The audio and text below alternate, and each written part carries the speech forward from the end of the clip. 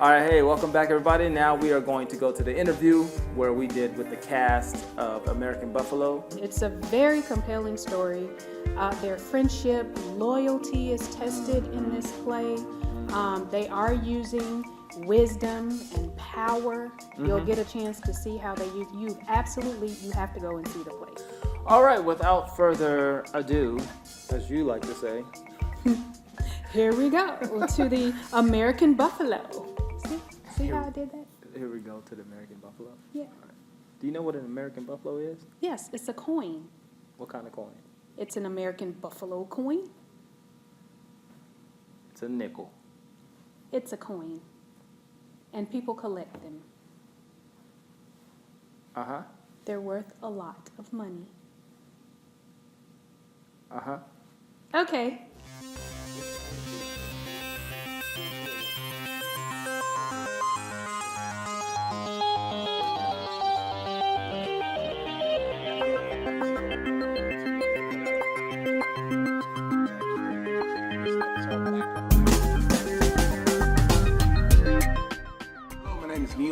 I'm playing Walter Cole, aka Teach. My name is Garrett Gray, and I am playing the role of Bobby in American Buffalo.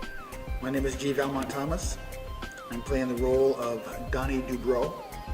I'm John Dillon. I'm the director of this production of American Buffalo, and as these fellows has alluded, we're in a junk shop, resale shop, in Chicago in the mid-'70s, and these three denizens of the junk shop are planning a robbery, and that's the setup of the play. Some people refer to it as a junk shop. Donnie does not. It is a resale shop. I found a lot of myself in the role of Bobby, which is something that scares me.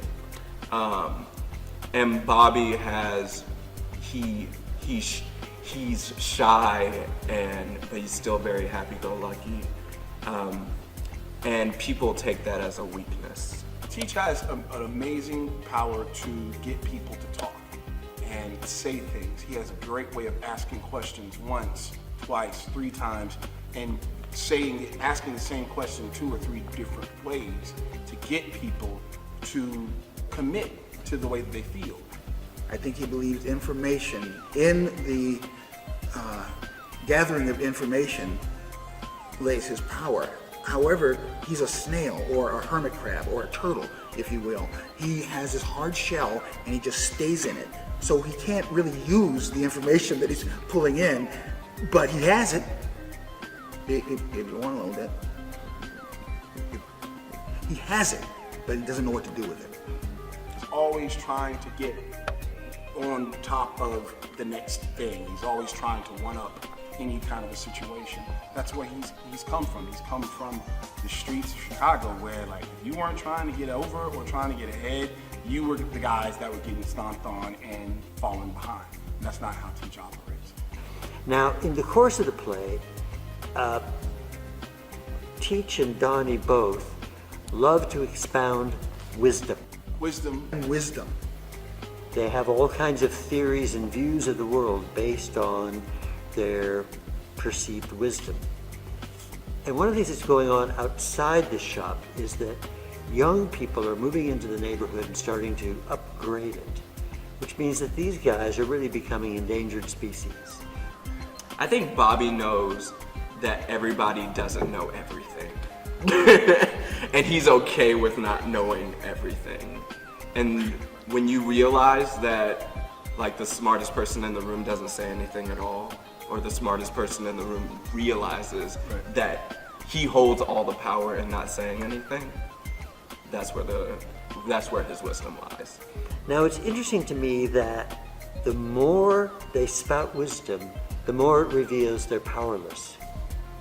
And that spouting wisdom is a way of trying to claim a power that they don't have. And the arrival of these newcomers in the neighborhood threatens what little hold they have on being able to say, this is our neighborhood.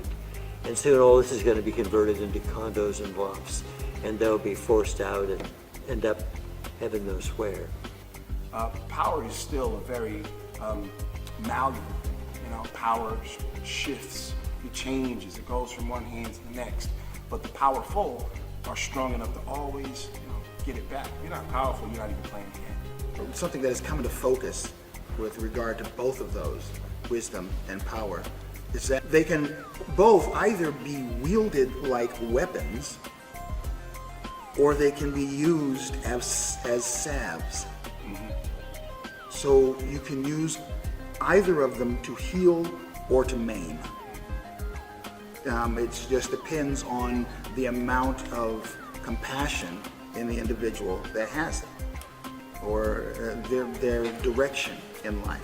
Because sometimes people who are using one of those powers to hurt someone, sometimes they don't know it. Not all the time. Sometimes they don't know it. They're not aware of it. So it takes somebody else with some wisdom and some love to let them know what you're doing is hurting other people. And then there are some people who just would never think of using wisdom or power to hurt another individual. So it's like anything else, there are poles. There are polar opposites of meaning and of doing in this world that we live in. And where I see Donnie on that scale is as somebody who's always collecting information. Now, in the course of the play, something unexpected and rather tragic happens. And out of that, I think that one of the characters actually does gain some genuine wisdom. But I think there's a huge difference in this play between the wisdom they think they have and the wisdom that grows and stays inside your heart.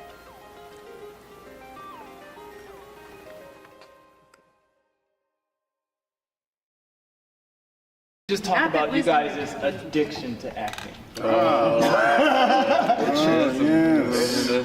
Yes. Well, I find it really funny because a lot of people seem to think that actors want to be actors because of the accolades, which is the furthest thing from the truth. Most of us, when you get to talk to us, there is a part of us that's quite shy. And the parts that we use to do what we do in the theater are shy. They don't come out at night all the time. But also we don't, and also people accuse us of lying, being good liars. That's also the furthest thing from the truth, because what we do is we search for the truth. Right. And we look for that. So actually actors are not good liars. Yeah, I talk to people about that kind of stuff all the time. I tell them, to some degree I lie for a living, so the last thing I want in my day-to-day, every day is lies. You know what I mean? It's just not a rule. It's just kind of a statute of my life. Like, don't like to deal with that stuff. But acting, another to that point, acting is one of those things that, like, if you take it in, it can be freeing too. You know what I mean? In my day to day, I can be sort of quiet and laid back, but after this show is over, Teach is there. He's locked away. He's in some shelf in the back of my mind, but it's just a little, a key turn that I can access a little bit of that forwardness that I need in my, my day to day. I'm nothing if not a chameleon. I've wanted to do this long before I knew what it was called.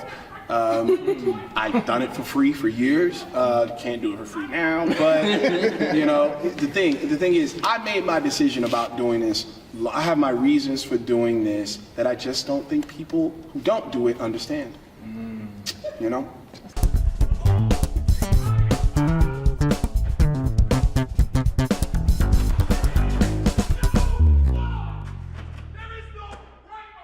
It was something that you said that actors are naturally shy.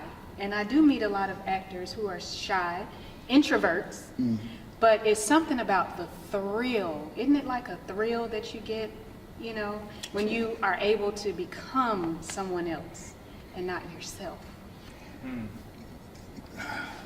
It's hard for me, it's hard to use that word, because that word is so connotative of a thrill ride, like at Disney, or something. You know what I mean? Like the Tower of Terror. That's like a thrill to me. Yeah. Or overcoming your insecurities. What I'm finding, what I like Neil said, is a freedom in it.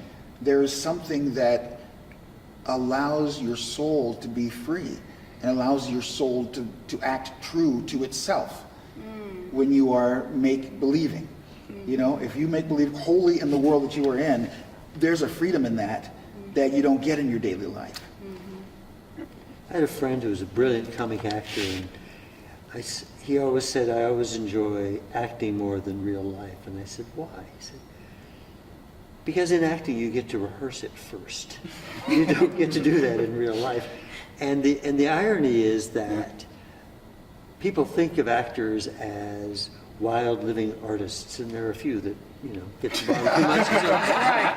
But most actors do not survive unless they are highly responsible people who show up on time, learn their lines, and show up on time for performance and do it the way it was planned to do. And I think that one of the ironies of the theater process is that the more you rehearse, the harder you work, the more you get to forget. So that an actor on opening night isn't remembering his lines, isn't trying to remember where he moves. He's learned them so well that he sets himself free from them and just flies. And I was thinking, like you were saying, thrill, and I've often thought about it as kind of like a trance, almost. It's something that I can just kind of slip into, and when I got into theater, it was a way for me to kind of be invisible, not invincible. But because I was in high school and I just wasn't feeling like myself or whatever, but I was like, I can go up there and not have to think about like the pressures that I'm feeling or whatever, but I can put all those pressures or whatever in this character, and they can emote and just feel, and nobody's gonna judge me. They're just gonna be like, oh wow, look at him.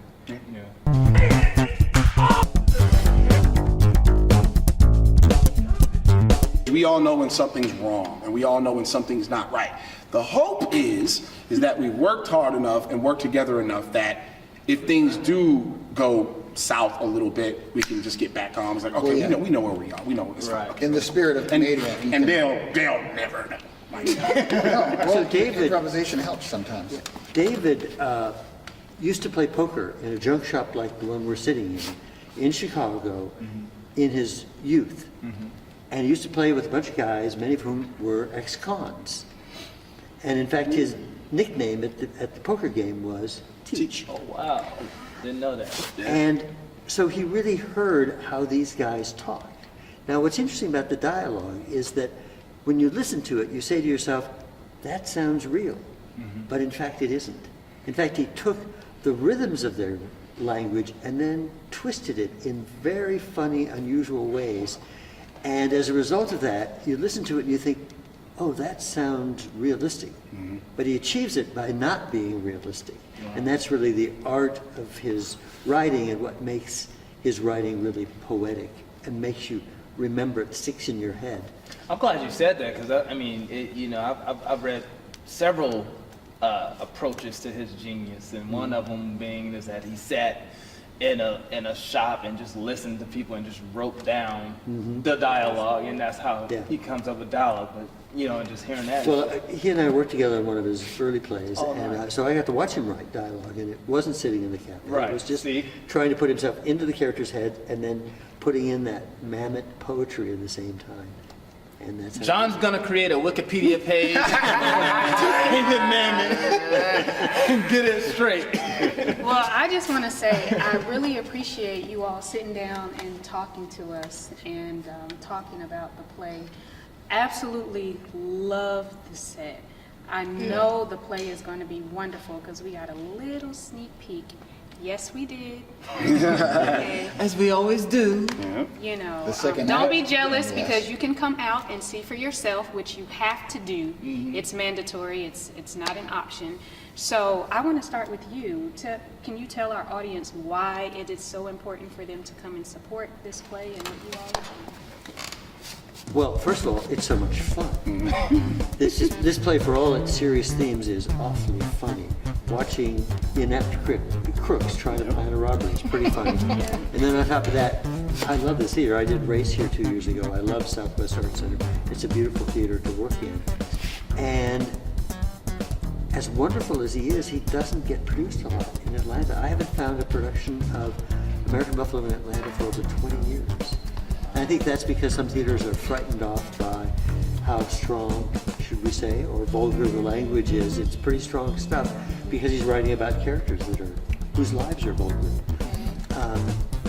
But boy, a play that really looks at the tension between friendship and business. We're used to seeing that in a film in some fancy corporate office, not in a junk shop in Chicago 40 years ago with three petty thieves.